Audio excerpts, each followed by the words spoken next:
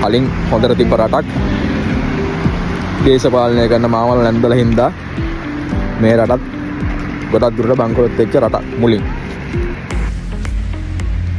කොහොමද යාළුවනේ? අද කතා කරන්න ආවේ ගොඩක් කට්ටිය කතා කරන්නේ නැති මාතෘකාවක් රුමේනියාවේ අඳුරු පැත්ත. අඳුරු පැත්ත කියන්නේ මේක මේ ලොකු ප්‍රශ්නයක් නෙමෙයි. ඒකට තියෙන සාමාන්‍ය තත්ත්වය. මොකද මාත් ඇවිල්ලා තාම ලොකු කාලයක් නැහැ. ඉතින් මම දන්න මට දැනෙන මට හැංගිච්ච ටික තමයි මම මේ කතා කරන්න ආවේ. කියන්නේ මගේ අත්දැකීමුත් එක්ක ඔයගොල්ලොත් එක්ක ඒක ෂෙයා කරගන්න. අපි මුලින්ම ගත්තොත් රුමේනියාව කියන්නේ සාමාන්‍යයෙන් සීතල රටක්, යුරෝප රටක්. ඉතින් ඒක හින්දා ඉතින් සීතල තත්ත්වය මේ දවස් ටිකට ලොකුටම බලපාලා තියෙන ප්‍රශ්නයක්. මොකද සීතල දරා ගන්න පුළුවන් ගාණක් තියෙනවා. ඉතින් ඒක හින්දා දරා ගන්න බැරි ප්‍රමාණයකුත් තියෙනවා.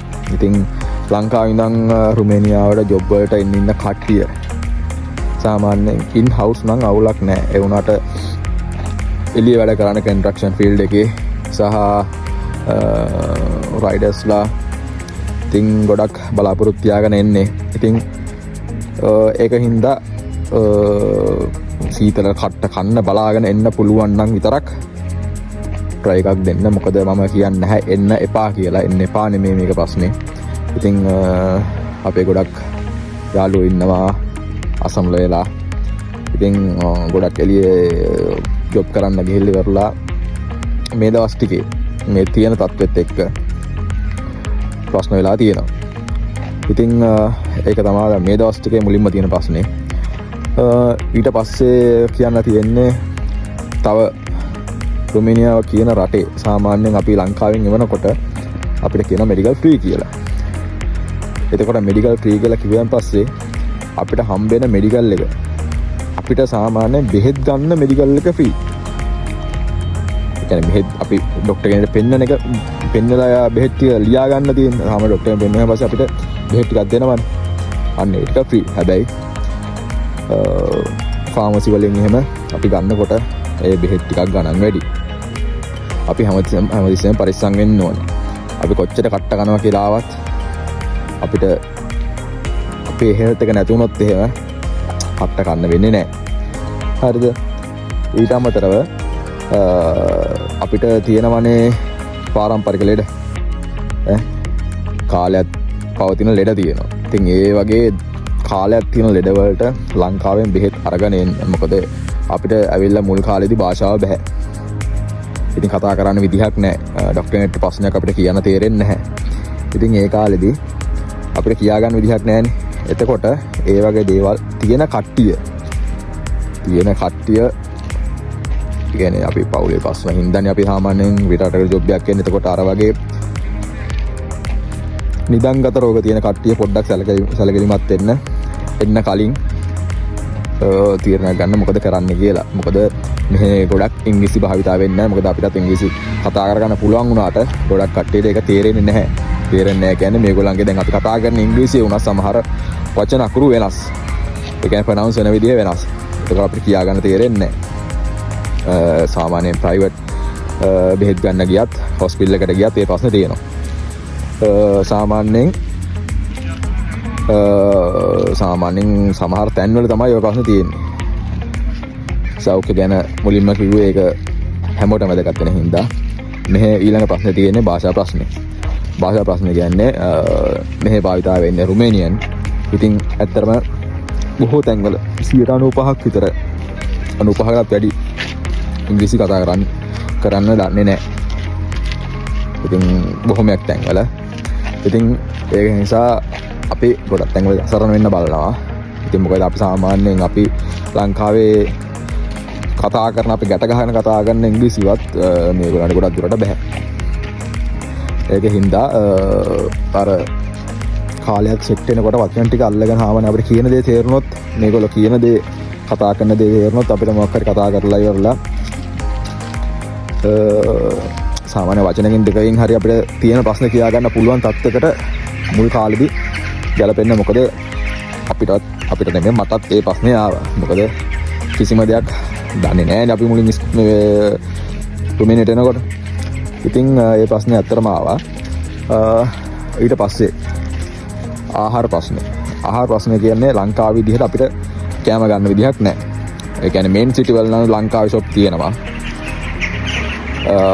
ලංකාවේ ෂොප් තිබ්බට බොහෝ තැන්වල ලංකාවේ ෂොප් නැහැනේ.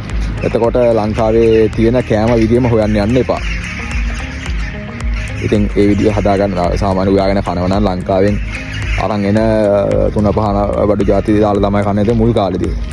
එතකොට ඒ විදිහ මෙහෙ කෑම නැහැ. එතකොට මෙහෙ කට්ටිය අපි වගේ ගොඩක් සරල කන්න ඒකින්ද සාමාන්‍යයෙන් පිට තියෙන කෑම අපිට සාමාන්‍ය මුල් කාලේදී සෙට් වෙන්නේ නැහැ. මුල් කාලේදී කියන්නේ ගොඩක් දුරට සෙට් වෙන්නේ නැහැ. මේගොල්ලන් ගොඩක් තියෙනවා ට්‍රැඩිෂනල් කෑම. ඒවා ඉතින් අපිට සෙට් වෙන්නේ නැහැ ගොඩක් දුරට. ඉතින් ඒකින්ද අර අනිත් රටවල් වගේ අපිට ලංකාවේ විදිහටම හොයන්න බෑ. ඊට අමතරව මෙහි වැඩ කරන ජොබ් ගත්තන් පස්සේ දැන් අපි ඒජන්සි වලින් කතා කරලා දෙන ජොබ් ගත්තොත් එහෙම ඒ ජොබ් වලට දැන් අපිට සාමාන්‍යයෙන් ගොඩක් දුරට ඉතින් සුරංගනා ලෝකයක් මවනවානේ. සුරංගනා ලෝකයක් මැව්වට ඉතින් ජොබ් එකට ආවයන් පස්සේ ජොබ් එකේ තියෙන්නේ ඒ තත්ත්වය නෙමෙයි. මොකද සාමාන්‍යයෙන් පැය 8කට අපි අස්සම් කරනවා ලංකාවෙන් එනකොට. ඉතින් මෙහි ආවයන් පස්සේ පැය 9 පැය 12 වගේ වැඩ කරන්න වෙනවා. ඉතින් ඊටත් වැඩි වැඩ ගන්න තැන් තියෙනවා. මොකද හොටෙල් සයිඩ් එකේ එහෙම ඊට වැඩිය වැඩි.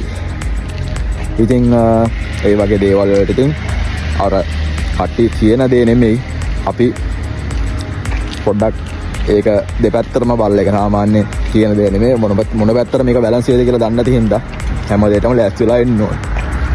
අනිත් එක සාමාන්‍යයෙන් මෙහි රුමේනියා පුද්ගලයන්ට අමතරව වෙනත් ජාතීන් ඉන්නවා. එතකොට රුමේනියා ජාතියම අනුකොටස් ඉන්නවා. එතකොට අර මෙහෙන් සංක්‍රමණය වෙලා රුමේනියාට ආපු කට්ටිය මේගොල්ලෝ පොඩ්ඩක් පහත් තත්ත්වයට තමයි දාලා තියෙන්නේ. ඒගොල්ලෝ සාමාන්‍යයෙන් කියන්නේ අර ආසියාවෙන් සංක්‍රමණය වෙච්ච කට්ටිය කෙනා උඩ ගන්න කලින්. ඉතින් නම් සදාහන් ගන්න හරි නෑනේ. ඒගොල්ලන්ගේ වර්ග තියෙනවා. ඉතින් ඒගොල්ලෝ පොඩ්ඩක් අනිත් කට්ටියට වැඩි වෙනස්. පොඩ්ඩක් හොරකම් කරන්න එහෙම බලන කට්ටිය ඉන්නවා. ඉතින් අපි ඒගොල්ලොත් එක්ක පොඩ්ඩක් ගනුදෙනු කරනකොට මේගොල්ලෝ හරි මිත්‍රශීලී ජාතියක්. ඒ වුණාට අර අනෙක් ජාතීන් පොඩ්ඩක් පොඩි ප්‍රශ්නයක් තියෙනවා ඉතින් ඒගොල්ලොන්ගේ. ඉතින් හැමෝමත් එහෙම නෑ. අතලොස්ස තමයි. ඉතින් ඒගොල්ලොන්ගේ හොඳ කට්ටිය ඉන්නවා.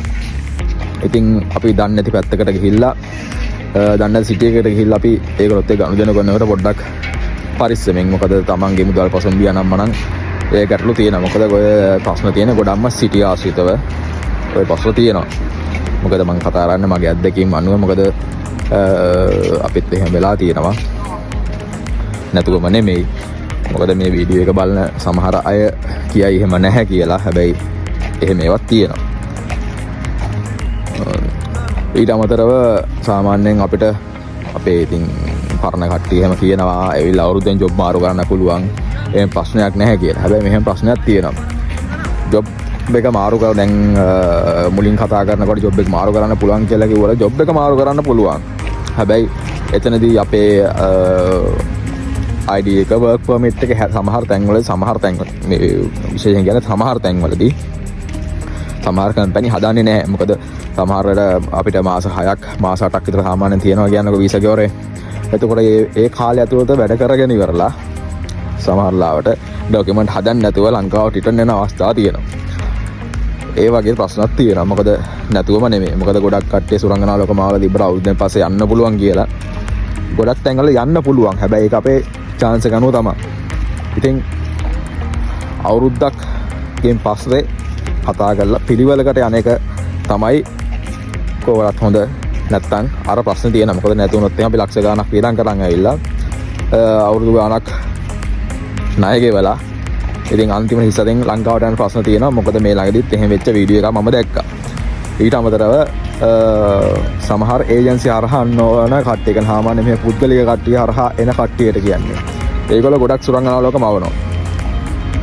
අච්චර පඩිය හම්බ වෙනවා මෙච්චර පඩිය හම්බ වෙනවා කියලා. හැබැයි ලොකු පඩියක් කියන්නේ මුලින්ම ලොකු පඩියක් ගන්න බෑ.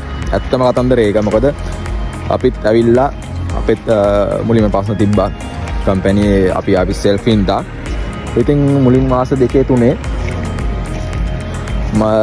අපිට සාමාන්‍යයෙන් ඇත්තටම පඩි ගෙව්වේ නැහැ. පඩි ගෙව්වේ නෑ ගැන හාම අපිට ගෙව්වේ ලෙයි 2000යි. ඉතින් ලෙයි 2000ටත් අපි හිටිය කාගෙන මොකද අපි ඇත්තටම දන්නේ නෑනේ. ඒ කියන්නේ අලුත් රටකට ඇවිල්ලා මොකද්ද වෙන්නේ කියලා දන්නේ නෑ. එතකොට අපි මේක මාරු කරන්නේ නැතුව අපි හිටිය කාලයක්. එතකොට ඒ ඉන්න නැතුව ඉන්න බැරි වෙන කට්ටිය ඉන්නවනේ. එතකොට මේක හරියන්නේ නෑ ගමන ගහලා යනවා. ඉතින් එහෙම ගිය කට්ටියට ගොඩක් ප්‍රශ්න වෙලා තියෙනවා. මොකද ජොබ් එකක් හොයාගන්න බැරුව අනාථ වෙලා තව වෙඩින් කට්ටියට ජොබ් මනි ගෙවාගෙන තව ගෙවල් අරගෙන ඉතින් ඒවැ කට්ටිය එකම තැන ඉඳලා ඉවරලා ඒවටත් ගෙවාගෙන එහෙම ප්‍රශ්න වෙලා තියෙනවා. ඉතින් මොන දේ වුණත් අන්තිමට දැන්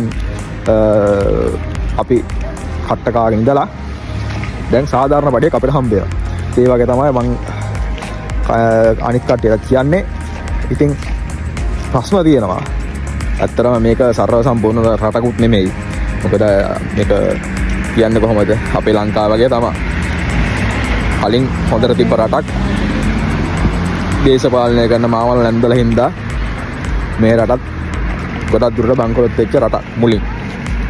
ඒ කියන්නේ 1990න් පස්සේ වෙච්ච ප්‍රශ්නය තමයි මේ ගොඩක් දුරට තියෙන්නේ. ඉතින් මම අහලා තියෙන මම කියවලා තියෙන විදිහට මේක වැරදි නම් නිවැරදි කරන්න. ඉතින් ඒක හින්දා මෙහෙ කරන වැඩ ජොබ් කරන ගොඩක් කට්ටිය ඒ කියන්නේ සාමාන්‍යයෙන් පිටරට වලින් ආපු කට්ටිය නෙමෙයි රුමේනියාවේ ගොඩක් කට්ටිය තරුණ පරම්පරාව වෙනින් අහල පහල වෙනින් රටවල තමයි ජොබ් කරන්නේ. එතකොට ඒ තියෙන වේකන්සි වල තමයි අපිව ගන්න. එතකොට ඒක ලංකාවේ වගේම තමයි. රට ඇතුළේ සම සම්පත අඩුයි. ඉතින් ඒකට තමයි අපි පිටරට වලින් ගෙනහල්ලා අඩු පඩියට අපි වැඩ කරවන්න වෙන්නේ. මොකද අඩු පඩියට අපිට එන්න කතා කරාට අපිට අඩු පඩියක් හම්බෙන්නේ ස්කිල් නැති ජොබ් වලට. මොකද වැඩි පඩියක් ගන්න ස්කිල් ජොබ් තියෙනවා. ඒක හින්දා ඔය ඒජන්සි වලින් සමහර තැන්වල සුරංගනාවලකම කියන මෙච්චර පඩිය හම්බ වෙනවා කියලා ඒවා ගොඩක් ඇත්තටම බොරු. ඊට පස්සේ වතුර ප්‍රශ්නේ තියෙනවා. වතුර ප්‍රශ්නේ කතා කරන්නේ කොහමද? වතුර ගොඩක් බොන්න තියෙන්නේ කිවුල් වතුර. මේ කියන්නේ ෆිල්ටර් කරපු වතුර තියෙන අපිට බොන්න. අපිට බටර් ලයින් වලින් එන සාමාන්‍ය වතුර බොන්න පුළුවන්. ඒ වුණාට බොන්න බෑ. බොන්න ඇඟට හොඳ නෑ. මොකද සාමාන්‍යයෙන් ඒකේ කියන්නේ ක්ලෝරින් වගේ බැඳෙනවා. ඒක සාමාන්‍යයෙන් ක්ලෝරින් නැදෙන බස දන්නවනේ වක්කොට එහෙම ප්‍රශ්න යනවනේ. වක්කොට ප්‍රශ්න යනවා, දාත් ප්‍රශ්න යනවා. ඒකින්ද රුමේනියාවේ වතුර බොන්න අමාරුයි. ඒ කියන්නේ බටර් ලයින් වල එන වතුර. ඇත්තටම ලංකාවෙන් එන කට්ටිය නොබනවා නම් හොඳයි. මොකද සාමාන්‍ය වතුර ලීටර 5ක බෝතල් තමයි ලොකු බෝතලයකට තියෙන්නේ. ඉතින් ඔය වගේ බෝතල් තමයි අරගෙන ගිහිල්ලා පාවිච්චි කරන්නේ. ඒවත් කුණු කරලා ගන්න ඕන නම් හොඳයි. නැත්තම් ටිකක් අමාරුයි තියෙන වතුර බොන්න. මම මේ ළඟදී වීඩියෝ එකක් දැක්කා පේජ් එක කරා සමහර ඒජන්සි ලක්ෂ 15-20 අතර ගාණක් අලුතෙන් රුමේනියා එන කට්ටියන් ඉල්ලනවා. ඒක ඇත්තටම සාධාරණ ගාණක් නෙමෙයි. මොකද ලංකාවේ ඒජන්සි එකට හිතන්නකෝ වේකන්සි 50ක් ආවොත් එහෙම ඇඩ් එක දානවා 100කට විතර. ඉතින් ගොඩක් කට්ටිය අර යන රැල්ලට තමයි යන්නේ. ඒකට රැල්ලට ගිහිල්ලා ඉතින් අර ලොකු මුදලක් ඉතින් ඒකට වැය කරනවා. වැය කරලා ඉතින් අපිට හම්බෙන මම කලින් කතා කරානේ අපිට මුලින් හම්බෙන සැලරිය ගැන. ඒතකොට ඒ සැලරිය අරගෙන ලක්ෂ 20ක් වේදම් කරලා ආවා කියන්නකො. ඒකට කොච්චර කාලයක් ඒක ගෙවන්න ඕනද මෙහෙ වියදමට අරගෙන තමන් කාලා බීලා ගෙලෙට්ටක් දාලා තමන්ගේ වියදමුත් බලාගෙන ඒක කරගෙන කොච්චර කාලයක් ණය විතරක් ගෙවන්න ඕනද කියලා ඉවරලා අලුතෙන් එන කට්ටිය පොඩ්ඩක් බලන්න. මොකද තාමත් තියෙනවා සමහර තැන් අඩු මුදල කියන සාමාන්‍ය ලක්ෂ 13-15 අතර යන ඒවා තියෙනවා. තාමත් තියෙනවා. ඉතින් අර සමහර ඒජන්සි වලින් අර පෙන්නලා තියෙන ප්‍රතිරූපේ හින්දා තමයි මේ ප්‍රශ්නේ තියෙන්නේ. ඇත්තටම සුරංගනා ලෝකයක් කියවර සුරංගනා ලෝකයක් නෙමෙයි. ජොබ් එකක් කරනවා ජොබ් එකක් කරන්න ඕනේ. සමහර කට්ටිය හිතන් ඉන්න අපේ 8-9 ජොබ් එක නිකන් නෝමල් කරලා යන්න. ඉතින් ඒවා තමන් කරන විදිහ අනුව තමයි. තව දෙයක් තමයි ලංකාවේ හරි රුමේනියා හරි ඉන්න ගොඩක් කට්ටිය කියනවා පජන් අවුලක් නැහැ ඉඳලා ඉවරලා වෙනින් රටකට පයින්න අවුලම් බව වරෙල්ලා ඉවර. එතකොට රටවල පයින් ප්‍රශ්නේ නෙමෙයි තියෙන්නේ. දැන් මෙහෙ ඇවිල්ලා ගොඩක් කට්ටිය ඉතාලි වගේ රටවල් වලට ගිය ගොඩක් කට්ටිය ඉන්නවා. හැබැයි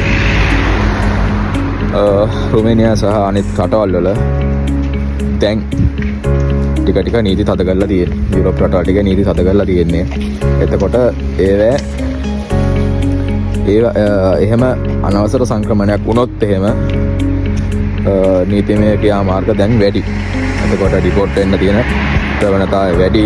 ඊට අමතරව පොලිසිය වලින් එහෙම චෙක් කරද්දී අහු වුණොත් වීසා නැතුව එතනත් ප්‍රශ්න වැඩි දැන්. එතකොට තමන් ඒ වගේ දෙයකට මුල පුරන්න කලින් හිතන්න ඉස්සෙල්ලා තමන් ඇවිල්ලා තමන්ගේ ස්ථාවරය හදාගෙන මේ රටේ ගේමක් ගහනවද නැත්නම් රිස්ක් එකක් අරගෙන යනවද කියලා. මොකද රිස්ක් එක ගත්තොත් ගත්ත ගොඩක් කට්ටිය ඉන්නවා ගේමක් ගහගත්ත. හැබැයි අර හිතාගෙන හිතපු ප්‍රතිරූපේ නැතුව හොරෙන් පයින් කට්ටිය ඉන්නවනේ. ඉතින් එහෙම බලාගෙනම එන්න එපා. මොකද කියන්නේ එක ලොකු ප්‍රශ්නයක් වෙනවා අන්තිමට. මොකද අපි ලංකාවෙත් ගොඩක් දේවල් අතහැරගෙන සාමාන්‍ය මේ වගේ රටකට එන්නේ. එතකොට වෙනින් රටකට හරි වෙනින් තැනකට හරි යන්න ගිහිල්ලා ඒ ගොඩක් දේවල් අතහැරපු දේවලුත් නැති කරගත්තාන් පස්සේ අපි වෙන අසර වෙනවා. මොකද කියන කවුරුත් නැහැ. ඇත්තටම ප්‍රශ්නයක් වෙච්ච වෙලාවක තමන්ට තමන් විතරයි ගොඩක් දුරට ප්‍රශ්නයක් වුණාම මෙහෙ ඉන්නේ. රුමේනියාට ආපු ගොඩක් පිරිමියාගේ ප්‍රශ්න තමයි ගොඩක් මත්පැන් වලට යොමු වෙලා තියෙනවා. මොකද එහෙම වෙන්නේ මේ මොන හොදන්න පුළුවන් ගානට සාමාන්‍ය වතුර වලට වැඩි අඩුයි සමහර මත්පැන්. එතකොට ඒකට යොමු වෙන ගාන වැඩි. ඊට අමතරව මේ ජැක්පොට් කියන්නේ සාමාන්‍ය ලොතරැයි වගේ ඒවා තියෙනවා, කැසිනෝ තියෙනවා. ඉතින් ඒ වගේ දේවල් වලට යොමු වෙන තියෙන ප්‍රවණතාවය වැඩි. ඒ කියන්නේ මම මේ කතා කරන්නේ බහුතරය ගැන නෙමෙයි සුළුතරය ගැන. මොකද එහෙම වුණාන් පස්සේ මෙහි ඒක සාමාන්‍ය දෙයක්. ඉතින් ඒ වගේ දේවල් වලට යොමු වුණාන් පස්සේ ඉතින් ගෙදරට යවන්න තියෙන සල්ලි සේරම ඉතින් ඒවට යට වෙනවා. ඒ වගේ දේවල් වලට මෙහි තියෙන නැඹුර වැඩි. ඉතින් සාමාන්‍යයෙන් බියරයක් සාමාන්‍යයෙන් ලේ 3ක් වගේ සාමාන්‍ය රුපියල් 200කට වැඩි වෙන්නේ නැහැ. ඊට වැඩිවත් තියෙනවා මම කියන අඩුම. ඉතින් ඒ වගේ දේවල් සාමාන්‍ය විදිහට පාවිච්චි කරගෙන ඉන්නවා නම් හොඳයි. නැත්නම් එතන ගියා ඕවා ගියන් පස්සේ ප්‍රශ්න. තව ගැටලුවක් තමයි අපිට භාෂාව නොදැන මේ නීති කතා කරන්න කොයි වෙලාවකත් යන්න එපා. සාමාන්‍යයෙන් අපිට භාෂාව දැනගත්තේ නැති නම් බස් මොකද කරන්නේ ෆෝන් එකෙන් Google Translate එකක් දාලා හරි අපි කතා කරන එක. ඒකවල සාමාන්‍යයෙන් අපි කතා කරන දේ නෙමෙයි ට්‍රාන්ස්ලේට් වෙන්නේ. ඊට අමතරව අපි ඇත්තටම මේ නීති ගැන දන්නේ නැහැ. දන්නේ නැති හින්දා අපි කරන්නේ මොකද්ද? අපි දන්න නීතිය අපි කතා කරනවා. කවදාකවත් එහෙම කරන්න යන්න එපා. මොකද ඒක රිස්ක් එකක්. ඉතින් මම මේ වීඩියෝ එක කරේ අලුතෙන් එන කට්ටියට වැදගත් වෙයි කියලා හිතලා ඉන්න කට්ටියට නම් ප්‍රශ්නයක් නැහැ. ඒගොල්ලෝ කතන්දරය දන්නවනේ. ඉතින් මගේ වීඩියෝ එක හොඳයි නම් ලයික් එකක් එහෙම දාලා ෂෙයා කරලා සබ්ස්ක්‍රයිබ් කරලා අලුත් වීඩියෝ එකක් ගේන්න අපිට පොඩි සපෝට් එකක් දෙන්න. එහෙනම් කට්ටියටම සුබ දවසක්.